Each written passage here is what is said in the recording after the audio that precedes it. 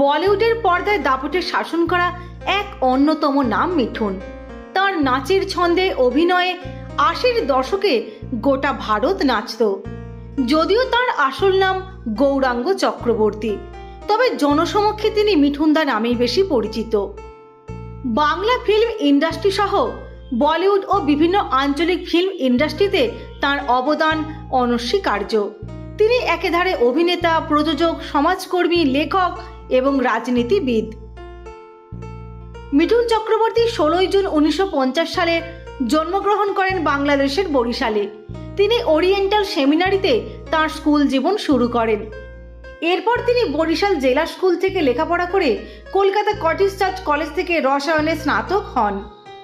স্নাতকোত্তর জীবনে তিনি অভিনয় জগতে প্রবেশের জন্য পুনেতে ফিল্ম অ্যান্ড টেলিভিশন ইনস্টিটিউশনে যোগ দেন এবং সেখান থেকে স্নাতক হন।